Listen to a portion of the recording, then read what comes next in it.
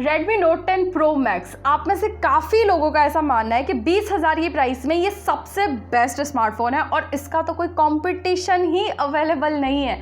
अगर ये सोच है ना तो बिलीव मी थोड़ा तो कहीं गलत जा रहे हो आप लोग। ऐसे कंफ्यूज होने की ज़रूरत नहीं है। अब मैंने इस फ़ोन को एक्सपीरियंस किया है, उसी बिहाफ पर बोल रही हूँ और आज के इस वीडियो में मैं इस फ़ोन का डिटेल में रिव्यू करने वाली हूँ।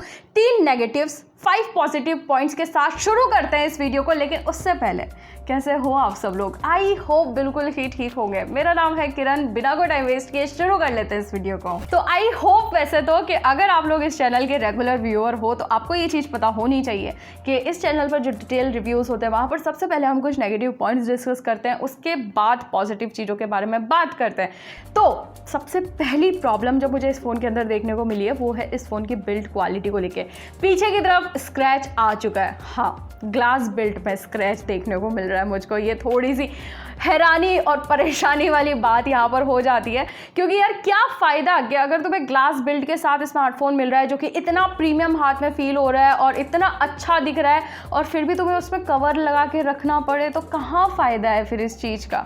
तो वही चीज़ आपको यहाँ पर करनी पड़ेगी, बिकॉज मैं तो कवर लगा के रखती हूँ। बिलीव मी, कभी कभार इस फ़ोन को कवर से बाहर निकालती हूँ, जैसे अभी इस वीडियो बनाने के लिए निकाला और फिर भी फ़ोन में स्क्रैच आ गया, जो मुझे वियर्ड चीज़ लगी है।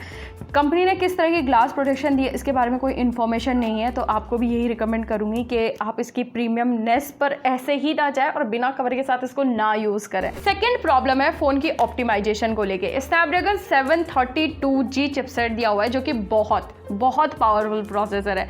कंपनी चाहती तो अच्छे से यूटिलाइज कर सकती थी इस प्रोसेसर को और ढंग से अगर ऑप्टिमाइज करती ना MIUI के साथ तो बहुत ही अच्छी परफॉर्मेंस देखने को मिलती, कहाँ से कहाँ पहुँचाई जा सकती थी फ़ोन की परफॉर्मेंस।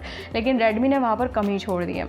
हुआ क्या है कि इस फ़ोन के अंदर मैंने एक वीडियो रेंडर किया और सैमसंग गैलेक्सी A52 वहाँ पर स्नैपड्रैगन 720G चिपसेट है, उसके अंदर भी मैंने एक वीडियो रेंडर किया। I mean same he video था, 13.5 मिनट का। और वीडियो रेंडरिंग में जो ज़्यादा टाइम लिया है वो लिया है इस फ़ोन ने, रेडमी ने 8 मिनट 25 सेकंड का इसने टाइम लिया है और A52 ने लिया है 6 मिनट्स 55 सेकंड का। ये तो बहुत ही बेसिक वीडियो था, मैंने बहुत ही हल्का फुल्का कलर करेक्शन और बहुत ही छोटी मोटी एडिटिंग करी थी, तब 1.5 मिनट तक का फ़र्क आ गया। सोचो अगर मैं बहुत ही बड़ा वीडियो एडिट करती तो ये डिफरेंस और भी ज़्यादा बढ़ सकता था।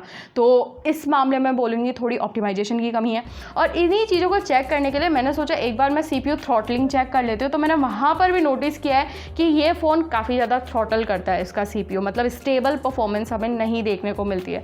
तो लॉन्ग रन के हिसाब से अगर आप फ़ोन ले रहे हो, लंबे टाइम तक चलाने का सोच रहे हो, तो मैं बोलूँगी कि शायद से आपको परफॉर्मेंस में थोड़ा बहुत फ़र्क पता लग सकता है कि जैसे शुरुआत में परफॉर्मेंस मिल रही है, हो सकता है 1 साल बाद या फिर 6-7 महीने बाद उतनी अच्छी परफॉर्मेंस आपको ना देखने को मिले।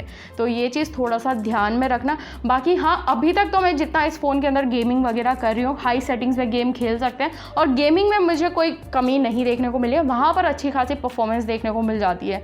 तो हाँ, इन जनरल मैंने आपको जो भी था वो बता दिया अपने एक्सपीरियंस के हिसाब से। नेक्स्ट जो थर्ड प्रॉब्लम है वो इस फ़ोन की तो प्रॉब्लम नहीं है, लेकिन इन जनरल मैं बोलूँगी ये कंपनी की ही प्रॉब्लम है।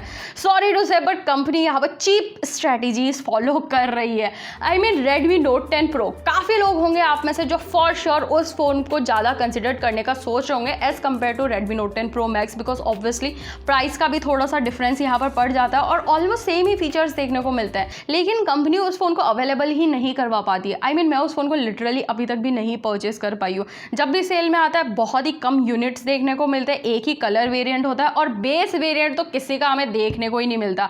प्रो का छोड़ो, ना Redmi Note 10 का, ना प्रो का, ना मैक्स का, तो हर बार थोड़ा ज़्यादा ही देना पड़ता है। तो मुझे ये चीज़ एक्चुअली में नहीं समझ में आती कि जब कंपनी फ़ोन लॉन्च करती है तो खुद के ही फ़ोन को बेचने में इतना क्यों शर्माते हैं यार। मतलब खुद के फ़ोन है तो ढंग से उनकी अवेलेबिलिटी तो करवा दो। तो ये मुझे बहुत ही वियर्ड चीज़ लगती है और कहीं ना कहीं वो ट्राई कर रहे हैं कि जो भी लोग Redmi Note 10 Pro को कंसिडर कर रहे हैं ना, वो पुश कर रहे हैं कि वो लोग मैक्स को जाके परचेस कर लें। ऐसा पर्सनली मुझे लगता है और लोग इस ट्रैप में एक्चुअली में थोड़ा सा फंस भी रहे हैं। तो आई मीन ये मुझे थोड़ा सा गलत चीज़ लगती है रेडमी की तरफ से। खैर, अब इस गर्म माहौल को थोड़ा सा लाइट करते हैं और बात कर लेते हैं थोड़ी पॉजिटिव चीज़ों के बारे में। सबसे पहले मैं डिस्कस करने वाली हूँ फ़ोन के कैमरास को।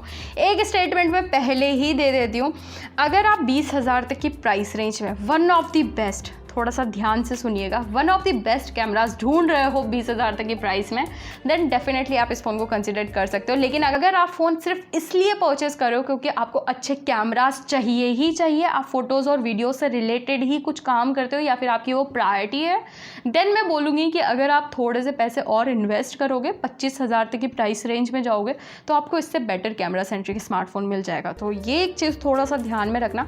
बट अभी अगर मैं इस फ़ोन के कैमराज की बात करूँ तो अच्छे हैं, अच्छे खासी फ़ोटोज़ ले लेता है, डे टाइम पर अच्छी मिल जाएगी, आर्टिफिशियल लाइट में तो इनफैक्ट काफ़ी अच्छे से लाइट को बैलेंस करता है, बहुत ही अच्छी डिटेलिंग के साथ फ़ोटोज़ निकाल के देता है, जो मुझे काफ़ी अच्छा लगा। इनफैक्ट इस फ़ोन के कैमराज को मैंने Realme 8 Pro के साथ भी कंपेयर किया था, पूरा प्रॉपर एक वीडियो ही बनाया था। अगर आप उस वीडियो में सिर्फ कैमरा सेक्शन वाले पार्ट को भी अगर जाके चेक करोगे तो आपको समझ में आएगा इसने कितने अच्छे से लाइट को बैलेंस और डिटेलिंग के साथ फोटोज़ निकाले हैं, जबकि सेम सेंसर दोनों में यूज़ किया गया है। नहीं वो वीडियो देखा है तो नीचे लिंक डिस्क्रिप्शन में मिल जाएगा, जाके मैं रिकमेंड करूँगी एक बार ज़रूर से चेकआउट करना, आप थोड़ा सरप्राइज डेफिनेटली होगे वहाँ पर। डे टाइम पर भी क्या है ना कि ऐसे डायनेमिक रेंज बहुत अच्छी निकाल लेता है, किसी भी सब्जेक्ट की फ़ोटो लोगे तो अच्छी निकालेगा, लेकिन बहुत ही जब हार्श सनलाइट होती है तब थोड़ा ह्यूमन स्किन टोन्स ना थोड़ा सा ओवर शार्प कर देता है, जिसकी वजह से थोड़ा जूम करके देखोगे तो एक अलग सा ही टेक्सचर देखने को मिलता है स्किन टोन में।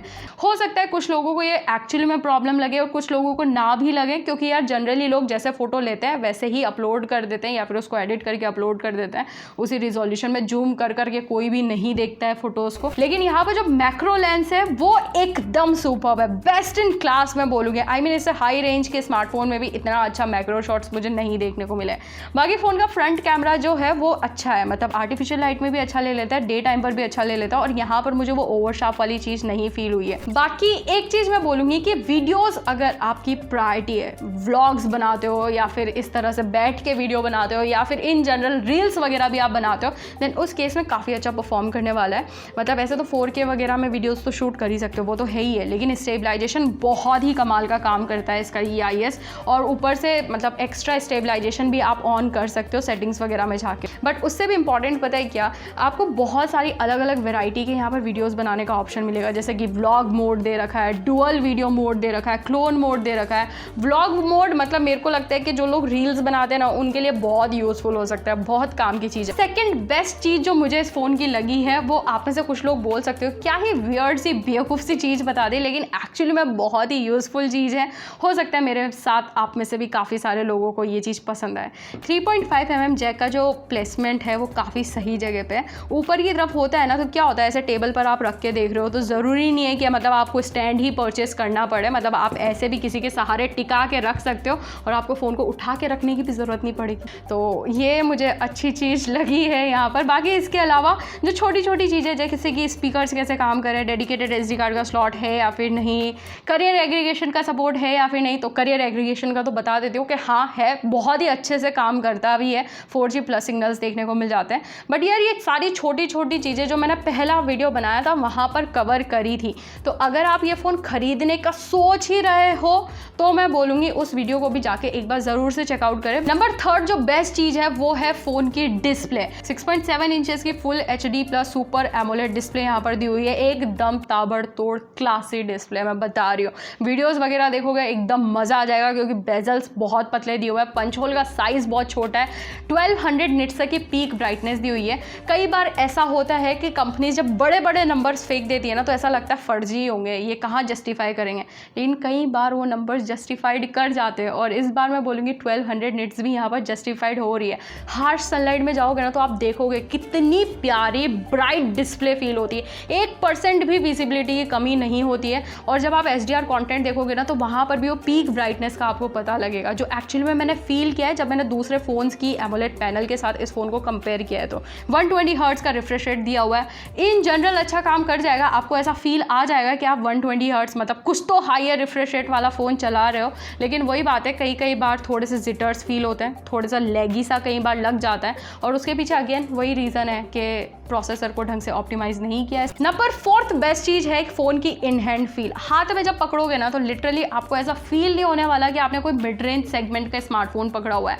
बहुत ही प्रीमियम फील होता है हाथ के अंदर, बहुत ही क्लासी ये दिखता है। आई मीन पीछे से जो ग्लास बिल्ड दी है, आई मीन वो जस्टिफाइड तो कर रही है, बस वही चीज़ है कि थोड़ा सा प्रोटेक्शन भी दे देते तो मतलब और ही अच्छी बात हो जाती। खैर अभी बढ़ते हैं आगे और बात करते हैं नंबर 5th पॉइंट के बारे में, जो है फ़ोन की बैटरी को लेके। 5020 mAh की बैटरी है, 33 वाट का फास्ट चार्जर है। जहाँ तक बात रही बैटरी बैकअप की, अच्छा है, मतलब आपको एक दिन तक का बैकअप तो मिल जाएगा इजीली। कितनी देर में चार्ज होता है इस चार्जर से? 0 to 100% जो टोटल टाइम लगता है वो है 1 घंटा 50 मिनट के करीबन। तो अब आते हैं फाइनल वर्डिक्ट पर, ये फ़ोन आपको परचेज भी करना चाहिए या फिर नहीं। तो एक्चुअली में मेरे कैमरा की बैटरी खत्म हो गई थी, बट मैं बात कर रही थी फोन के वर्डिक्ट के बारे में। तो अगर आप Redmi Note 10 Pro Max को खरीदने का सोच रहे हो ना, तो मैं रिकमेंड करूंगी आप Redmi Note 10 Pro की तरफ अगर जा सकते हो तो उसकी तरफ जाओ, बिकॉज आपको ऐसे कुछ खास डिफरेंस नहीं देखने को मिलेगा। इनफैक्ट जितने रिव्यूज और जितना अभी तक मैंने उस फोन के बारे में देखा है, कई केसेस में इनफैक्ट Redmi Note 10 Pro के कैमरा ज्यादा बेटर निकल गया है। अनफॉर्चुनेटली मैं उसको परचेस नहीं कर पाई हूँ, तो सॉरी मैं उसका रिव्यू नहीं दे सकती, लेकिन हाँ ये चीज है। बाकी तो इस वीडियो से आपको पता लग ही गया होगा ओवरऑल यार कि मतलब Redmi Note 10 Pro Max आपके लिए बना है या फिर नहीं। अगर वीडियो पसंद आया है तो इस वीडियो को लाइक जरूर से करिएगा। बाकी मैं आपको मिलती हूँ नेक्स्ट वीडियो में।